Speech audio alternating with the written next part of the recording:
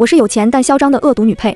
开学那天，拿钱使唤被我资助的男主帮我搬行李，却被女主义正辞严的指责。同学，尊严比钱更重要，你怎么能这样羞辱人呢？我觉醒后看了眼满脸厌恶的男主，转头对吃瓜的学长道：“给你2000，帮我搬下行李。”女主愤慨拦住学长：“不要以为有钱就可以为所欲为。”学长扒拉开他：“姐，你去旁边发癫吧，别耽误我赚钱。”40度高温的校门口，我中暑晕倒了。在我旁边的谢瑞没有扶我，看了眼表，不耐烦道：“你以为你装晕我就能妥协了？赶紧起来，很丢人。”我恍恍惚惚地睁开眼，脑海里被塞入一段剧情。原来我是本校园言情小说里有钱但嚣张的恶毒女配，被我家资助的谢瑞是这本小说的男主。他清高孤傲，对我这样的富家千金尤为不屑。跟我考上同一所大学后，对同样是金钱如粪土的女主一见钟情。俩人同仇敌忾，一边享受着我家的金钱和资源，一边骂我别以为有几个臭钱就了不起。最后他们搞垮我家公司，害得我家破人亡。末了，对着锒铛入狱的我嘲讽道：“你有钱又怎么样？我们的尊严和骨气才是无价之宝。”而眼下正是大一刚开学，我拿钱胁迫谢瑞帮我搬行李，被女主打抱不平，俩人一见钟情这天，我在路过同学担忧的目光中慢慢站起来，还没来得及说话，旁边陡然传来一道柔弱的女声：“同学，你不要以为有钱就能为所欲为，尊严比钱重要。就算你资助了他，他也有独立的人格，你凭什么要求他必须听你的？这也太羞辱人了吧！”我转头对上一张眼神淡然的脸，她叫徐若若，是大我们2届的学姐，在校门口迎新。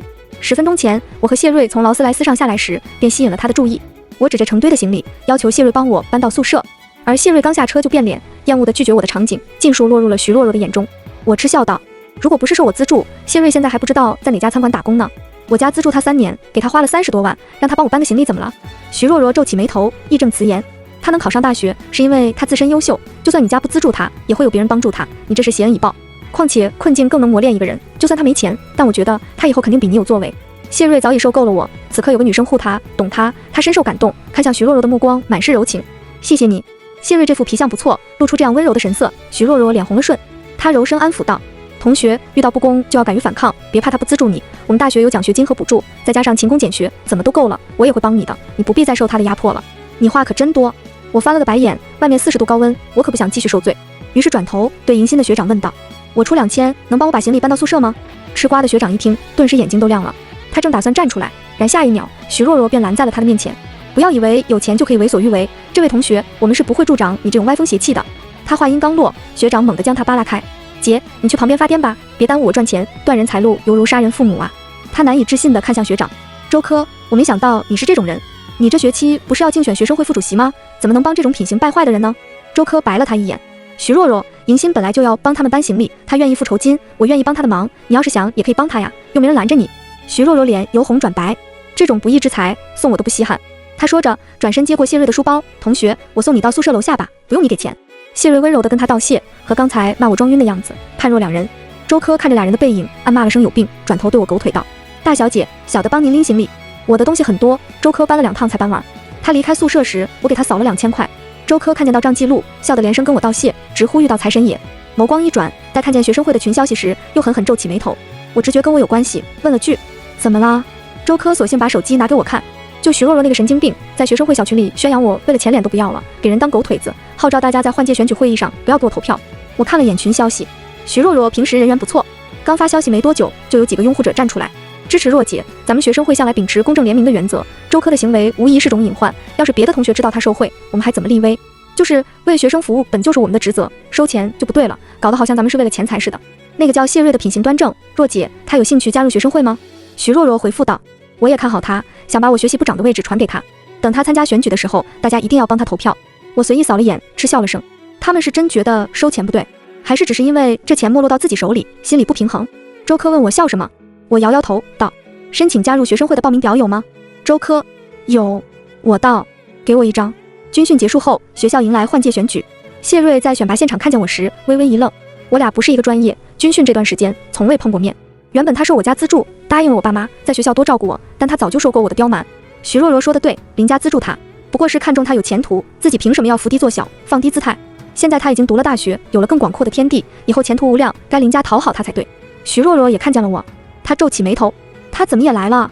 转头见谢瑞将目光放在我身上，他立马道：“你放心，我们学生会都是品性高洁的人，绝对不会让林青年这样的公主病进来破坏学生会的风气的。”很快演讲开始，徐若若率先上场。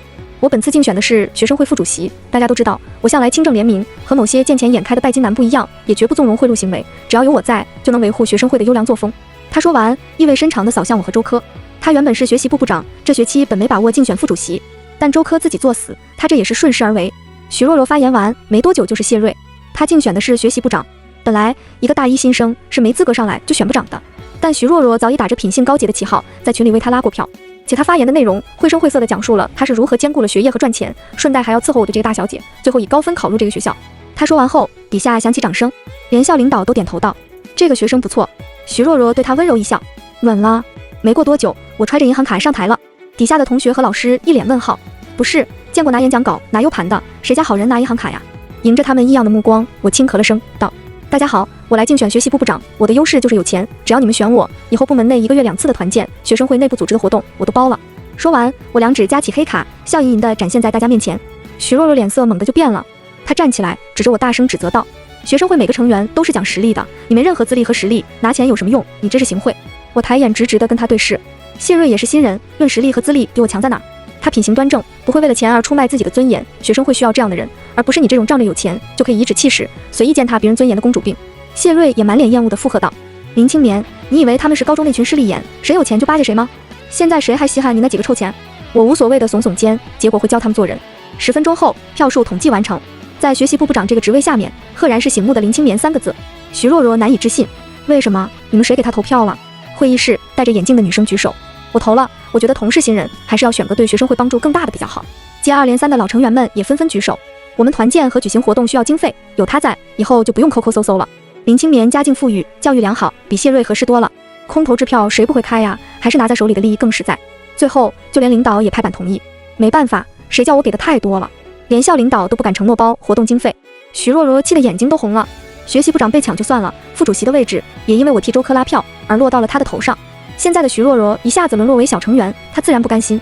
他指着会议室里的同学，痛心疾首道：“我原本以为你们都是有骨气有尊严的，没想到也都是一群势利眼，不就是几个臭钱吗？像我和谢瑞这般坚持原则、坚守底线的人，早晚会比他更有钱。你们太让我失望了，这样的学生会不进也罢。”他说完，拉着谢瑞气势汹汹地离开了会议室。大家看着他的背影，面面相觑，莫名其妙。那个徐若若好像很生气，要不然谁去轰轰？毕竟他之前也挺尽责的。大家犹豫着，这时我笑着道：“为了庆祝我刚加入，今晚我请客，大家都来。”他们话锋一转，但是话又说回来，谁不尽责？就他一个人自视清高，学生会又不是非他不可。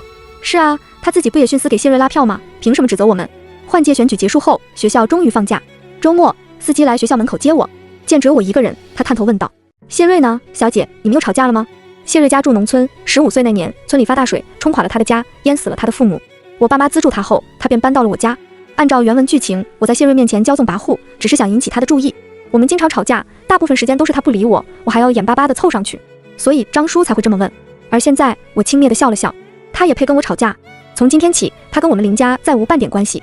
张叔愣了下，这时谢瑞刚巧从校门口走出来，一眼便看到张叔的车，他嘲弄地扯了扯嘴角，心想又来了。我在学校做的那些事，不就是想引起他的注意，逼他妥协吗？话说得很绝，现在不还是叫司机张叔乖乖地把车停在校门口等他？谢瑞冷嗤了声，转头便朝公交车站走去。他偏不上车，就等我憋不住叫他时，他一定要将这个月受的气全发泄出来。谢瑞自信地往前走，然而他都要走到公交车站台了，还没听见我的声音。他疑惑地转过头，却发现校门口哪里还有劳斯莱斯的影子。谢瑞脸色黑了下去，但没事，只要自己坚守原则，贫贱不能移，我早晚会像哈巴狗一样凑上来。而我本人回到家里，立马改了别墅的密码，然后洗澡换衣服，吹着空调，美美的吃西瓜看漫画。等谢瑞转了3趟公交，又打了个车，终于拖着疲惫的身体抵达别墅时，他一边抬手恶狠狠地输大门密码，一边咒骂：“张叔怎么能不叫我上车？林青年的性子就是被他们惯出来的，我这次回去一定要警告他们。”伴随着他咬牙切齿的声音，门锁机械的女声响起：“密码错误。”谢瑞一愣，又反复输入2次，密码连续输错3次，以启动安保系统。下一秒，几道手电筒强光打在谢瑞脸上。谁？谢瑞躲开强光道：“是我，谢瑞，开门。”保安是上个月新来的，并不认识他，闻言指道：“谢先生，你想进来的话，联系林小姐吧，没有允许我们不能随便给外人开门。”外人？谢瑞顿时怒了：“我不是外人，我就住在这里。”保安：“那您怎么会不知道密码呢？”谢瑞脸色黑沉，他知道，可他没想到林青年居然把密码改了，他一定是故意这么做，想让自己低头求和。若是以往，谢瑞肯定转头就走，可现在他筋疲力尽，且心里压抑着巨大的怒气，急需对林青年发泄。于是他瞪了眼保安，拨通了我的电话。我正抱着漫画嘎嘎乐呢，手机铃声响起，我看也没看的接起，电话那头传来谢瑞暴怒的声音：“林青年，任性也该有个度，你不会以为改了别墅密码就能拿捏住我吧？赶紧把门打开，我不想跟你玩这种幼稚的把戏。”哦，谢瑞看着被挂断的电话，脸色愈发黑沉。等会儿门打开，他一定要痛斥我一顿。可他等了许久，天都要黑了，迟迟不见别墅门打开，他的怒气直线飙升，又一个电话甩过来。林清眠，你他妈开的门呢？我挖了勺西瓜，嚼。开门？我为什么要给你开门？西瓜真好吃。谢瑞差点吐出一口老血。你不给我开门，我怎么进来？这是我家，你进来干什么？怎么，谢瑞，你自己没有家吗？谢瑞难以置信。林清眠，就因为我在学校不惯着你的大小姐脾气，你就要如此羞辱我？我和你只是资助人和被资助人的关系，我不需要你惯着我。我说这是我家，只是在陈述事实，没有任何羞辱你的意思。说完，我又要撂电话。谢瑞却笃定我在闹大小姐脾气，他咬牙切齿道：我没工夫跟你耍嘴皮子，林清眠，当初是你家求着我住进来的，我不记得有这回事，就算有，那你就当我求你滚出去吧。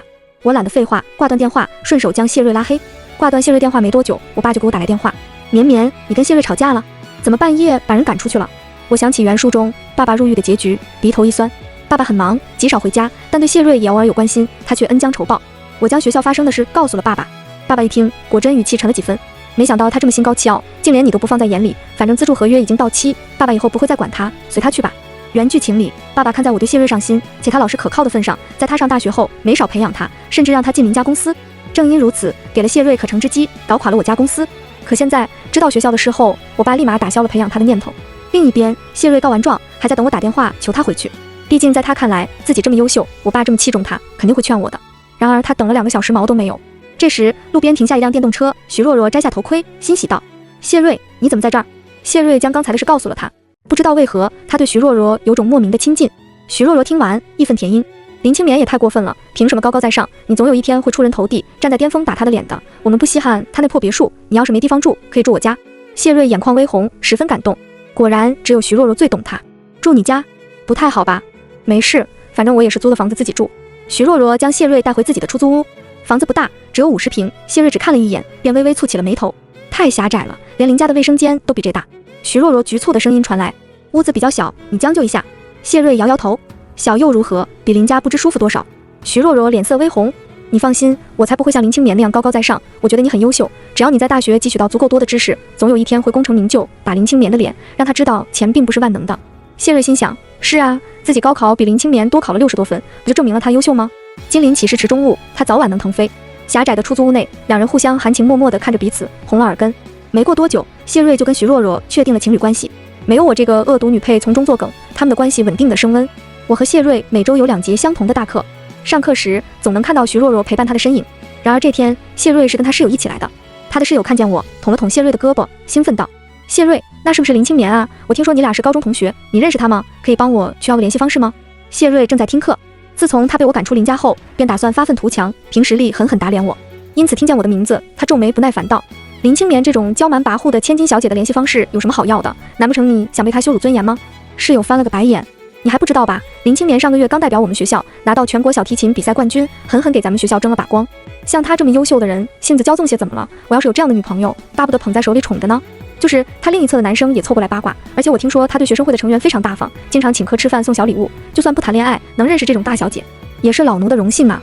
他们本就是随便聊聊八卦，然而听在谢瑞耳中，却像是故意在他面前炫耀般。他还在为了奖学金埋头苦学，没时间参加校内外活动。而林清眠已经拿到全国比赛的冠军。谢瑞的笔尖恨不得戳穿英语书，目光也不自觉地死死地锁在了我的身上。我今天穿了件白色的针织衫，阳光打在身上，为我镀了层柔和的光。我单手撑着下巴，一边听课一边做着笔记。谢瑞看着看着，忍不住出神地想，林清眠认真听课的样子，看起来似乎没那么让人讨厌了。而他望着我发呆的这一幕，正巧落在提前上完体育课，打算来接谢瑞下课，给他个惊喜的徐若若眼中。下课铃响起，我抱着英语书刚准备起身离开，徐若若猛地出现，拦在我面前。林清眠，你别以为处心积虑地接近谢瑞，他就会原谅你，他永远不可能喜欢你这种高高在上的大小姐。人在教室坐，锅从天上来。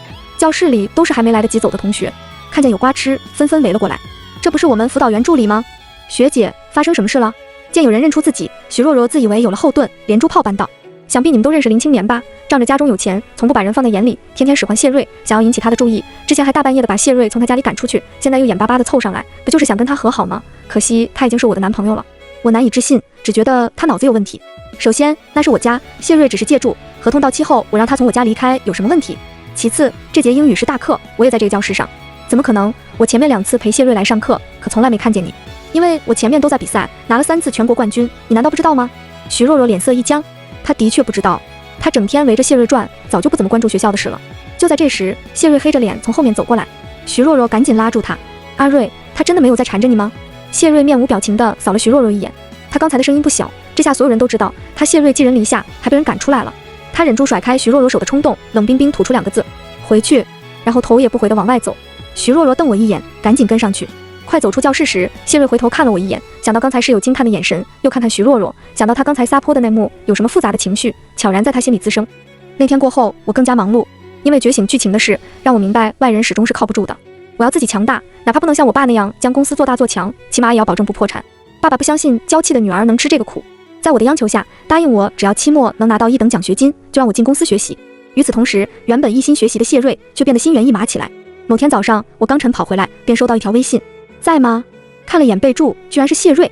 我一边吃早餐，一边划拉了一下聊天记录。不得不说，我以前对谢瑞是真的好，虽然语气骄纵了些，但几乎都是我发10几条，谢瑞才回1-2条，且极为不耐烦。我啧了声，立马将他拖入黑名单。学期时间一晃而过，期位汇总时，我代表全校师生作为优秀学生上台演讲。此刻的我穿着白色礼服，整个人在聚光灯下熠熠生辉。谢瑞坐在台下，眼神死死地盯着我。活动结束后，我去后台换礼服，还没来得及换衣服，休息室的门打开，谢瑞双手插兜，眸光定定地锁住我。我蹙起眉头：“你找谁？”谢瑞道：“找你，林青年，你怎么把我微信拉黑了？”我嗤笑道：“为什么拉黑你？自己没点数吗？”我的本意是跟他撇清关系。然而谢瑞不知想到什么，突然勾起一抹自信的笑：“我知道了，林青年，你这又是为了引起我注意的什么手段吧？”谢瑞走进休息室，同时打开手机，他并没删我，因此还能看见我俩之前的聊天记录。屏幕上几乎全是我的消息。谢瑞道：“以前你那么甜我，我对你视而不见，所以你生气了，故意拉黑我，想要引起我的注意，好让我找你把你加回来。”我一口气差点没提上来。谢瑞，你该去看看脑科了，你又在嘴硬，你这些骄纵的把戏我早就习惯了。他说着，视线在我身上流转，接着道：“你这些天的改变我都看在眼里，实话说，你这次的战术挺成功的。”我不耐烦地看了眼时间：“你能说人话吗？”谢瑞呵了声：“网上不都说只有自己变优秀才能配得上更好的人吗？不就是因为我之前指责你公主病，你才这么努力让我改观，好引起我的注意？你神经病吧？我努力是我自己的事，跟你有什么关系？你可真会给自己脸上贴金。再说我拿了5次国奖，你说我配你，我甩你18条街好吧？”谢瑞皱起眉头：“我高考成绩比你高60多分，不正说明我比你优秀？况且你爸爸之前有心栽培我，想让我进他公司帮忙，不正是看中我的能力？承认吧，林青年，就算没有钱，我这样的人到哪儿都会闪闪发光。”我敷衍地笑笑：“那就等你先发光再说。”说完，我抬手打开手机，将刚才录的音频转发给了周科，帮我发给徐若若。言毕，绕开谢瑞，跟躲神经病似的离开了。下午的时候，徐若若就找到了我：“林青年，你给我发的录音什么意思？挑拨我跟谢瑞的关系吗？”我挑眉道：“挑拨？他主动找我，跟我讨论什么配不配的问题，难道你不更应该去质问你的男朋友吗？我相信谢瑞，但我不相信你。”他警惕地看着我：“我早就听说你喜欢谢瑞，可他看不上你这样的公主病大小姐，你死心吧，别以为用这种下作的手段就能拆散我们，我俩品性高洁，绝不会为你低头。”他说完，当着我的面删除音频，气冲冲地离开。我嗤笑了声，目光隐晦地瞥了眼不远处的树下，谢瑞正站在那里。刚才徐若若为了他挑衅我时，他没有站出来。事实上，谢瑞原本是想过来的，可他看见光鲜亮丽的我和平平无奇的徐若若时，却怎么也迈不动步子。谢瑞愣怔许久，回到出租屋，徐若若给他炒了个蛋炒饭。他吃着蛋炒饭，听他在一旁碎碎念：“这个月房租水电刚交了800多，我家里给我的生活费不够用了，下个月咱们得省着花了。阿瑞，暑假我们去找兼职吧。”谢瑞有些心不在焉的点头：“好。”徐若若动作很快，第2天就满脸兴奋地对谢瑞道：“我找了个辅导小朋友作业的兼职，时薪500呢，咱们可以吃好的了。”然而，当第2天谢瑞跟着徐若若来到他兼职的别墅区时，越看越觉得熟悉。这里不正是他住了3年的地方吗？我打开别墅铁门，看见是他俩，顿时会气得皱眉。怎么阴魂不散？家教是小姨给小侄子请的，他要上班就把侄子托付给我了。我最终还是开门让他俩进来了。一进别墅，谢瑞就开始四处打量，看着看着眼睛就红了。我对他们道：“上完今天的2节课，下次就不用来了。”徐若若一听，立马急了：“凭什么？林青年，我们又不是你请的，你有什么资格不让我们来？我小姨那边我会去跟他说清楚，然后给我侄子换个家教，毕竟你们的3观和我们不一样，道不同不相为谋，我也不想你们带坏我侄子。”林青年，你这是以权谋私！徐若若指着我的鼻子骂道：“家教的工作是我们争取来的，就因为你的一句话就要断送我们的努力吗？你未免也太霸道了！难怪谢瑞不喜欢你。”我的脸色冷了下来。谈努力，你们未必比得上我，更何况我有拒绝你们的底气。你要真那么视金钱如粪土，就别舔着脸来赚我这笔钱。听见这话，徐若若和谢瑞脸色黑成锅底。谢瑞满眼失望地看着我：“林青年，我以为这段时间你改进了，没想到还是如此，你太让我失望了。你放心，以后我绝不会再和你有任何瓜葛。”他刚才真是疯了，居然冒出要跟这种大小姐谈和的想法。我抱胸冷笑了声，想到原剧情再也忍不住。正好我也不想再和你们扯上关系，只是送你们走前，我还有几句话送你们。谢瑞，别整天一副林家和我欠你的样子，你自视清高，是真以为尊严比钱重要？你只是不想让别人说你闲话，背地里骂你靠女人而已。要不是我骄纵脾气差，你还想软饭硬吃？这话说完，谢瑞脸色陡然一变。徐若若也挺起胸，想帮男友说话。我又指着他，话锋一转，还有你，什么爱情无价，什么品性高洁，你不过是看谢瑞长得好，有本事，想在他身上投资而已。你俩倒是挺配的，个顶个的装，我祝福你们。说完，我叫来保安。被赶出去前，谢瑞眸光深沉，死死盯着我。林青年，你别太自以为是，当真以为我稀罕你的臭钱？我上学时成绩优异，能拿奖学金，以后毕业了也能自己创业，早晚会超过你们林家，你就等着求我吧。谢瑞狠话放得响亮。然而第2学期成绩出来，他看着自己年级第2的名字，再看看排在他前面醒目的林青年3个字，如遭雷击。怎么可能？林青年怎么可能会比自己考得好？他明明高考比他高60多分，明明一直名列前茅，是最优秀的人。谢瑞之前一直觉得自己像天选之子，只要想，没有做不成的事。但此时他隐隐觉得好像有什么东西变了。徐若若也看到了他的成绩，他的脸色一下子垮了下来。年级第2怎么办？阿瑞，你是不是拿不到奖学金了？这些日子房租水电和生活费耗光了他的存款，再没钱他就要睡大街了。谢瑞难以接受这个事实。你说话呀，阿瑞，你的奖学金没了，咱们下个月的房租怎么办？谢瑞回过神。第2的打击本就让他心情极差，哪有空管这个？他略显不耐烦道：我怎么知道？房子不是你租的吗？你不能想办法。谁知这句话却点燃了徐若若，连日的压力在此刻爆发。谢瑞，你怎么能说出这么没良心的话？房子难道你没住吗？你平时吃的东西、穿的衣服，哪样不是我给你准备的？你是个男人，不想办法搞钱，难不成要我养你一辈子？谢瑞惊愕地看向徐若若。什么叫养我？你说话为什么那么难听？你以前没这么物质的。徐若若，怎么连你也变了？我是不物质，可也要生活呀。谢瑞看着眼前被生活压垮、面容憔悴的徐若若，又想起住在别墅里光鲜亮丽的我，突然开口道：你现在怎么变得这么俗？真不知道我当初是怎么看上你的。分手吧。他说完，推开错愕的徐若若，大踏步地离开。谢瑞在教室走廊堵住了我，我烦眉道：你这个点不去上课，拦下我想干什么？谢瑞闻言眼睛一亮，你知道我这节有课，你还在关注我，说明你还是喜欢我的，只是看到我跟徐若若在一起，伤了你的心，所以你才会做那些事，对不对？对，肯定是这样。你向来蛮横，眼里容不得沙子，会做出那么绝情的事也正常。神经病，谢瑞，我没时间看你发癫，赶紧滚一边去。好了，你别生气了，我已经跟徐若若分手了。你跟他分手关我什么事？谢瑞无奈又自信地看着我。我承认你之前说某些话是对的，我也承认你赌赢了，你不就是想看我向你服软吗？我现在来了，你别再闹大小姐脾气了，晚上我们回别墅吃个饭，我再好好跟你道歉，以后你收敛你的脾气，咱俩好好在一起行吗？我真的很想骂娘，但我的素质不允许我说脏话。我掏出手机，冷着脸道：你再不滚，我就要报警告你骚扰了。谢瑞见我真按了110，皱起眉头：林青年，任性也要有个度，我都来服软了，你还要怎么样？难不成真的要跟我老死不相往来？你别忘了，你爸爸一直把我当林家继承人培养的，以后你还要仰仗我，劝你别太过分。林家继承人？你在做什么春秋大梦？我嗤笑了声。你觉得我家需要一个只考得到第2名的继承人吗？谢瑞脸色一僵。这只是暂时的，不论如何，这样的结果就只说明一个问题。我打断谢瑞的话，冷声道：你从前的确聪明，但你别忘了，像你这样的人，林家1年可以资助几百上千个。你特殊不过是仰仗我，但你很蠢，居然不想着讨好我，反而跟我作对。那你就带着你可笑的自尊心从林家滚出去吧。我说完，趁他愣神，转身离开。之后的时间里，我便忙着准备出国。爸爸看到了我的努力，决心栽培我，要将我送出国深造几年。签证办下来那天，学校发生了一件大事。我许久不去学校，这事还是周科告诉我的。徐若若被谢瑞甩了，手里的钱也花光了，现在马上实习的她连住的地方都没有。她找谢瑞要点钱，帮他分担点压力，谁知道谢瑞指着他的鼻子骂他拜金。徐若若气疯了，不知道从哪里掏出来一把刀，趁谢瑞不注意，连着捅了他8刀，刀刀见血。听说鲜血飙了一地，把周围的同学吓得要死，赶紧打电话报警了。不过没啥用，谢瑞送到医院的时候早就没了呼吸。徐若若也被警察抓了，具体怎么判也无从得知，不过这辈子算是毁了。你说他俩好好的不行吗？非得跟你较什么劲啊？哦，不对，你这么有钱，他俩这应该是跟钱过不去才对，居然真有人跟钱过不去。我看着这串消息，心里升起一股奇异的荒谬。他们可是言情文里的男女主啊，是经历无数阻碍，还高喊着爱情无价的纯爱战士。怎么我这个恶毒女配不配合，他们就沦落到这个境地？可我又觉得毫无违和感，脱离了小说中离谱的设定。比如我这个送钱送资源，哪怕被嫌弃被指着鼻子骂，都热脸贴冷屁股的女配，回归现实，他们的结局本就该如此。全文完。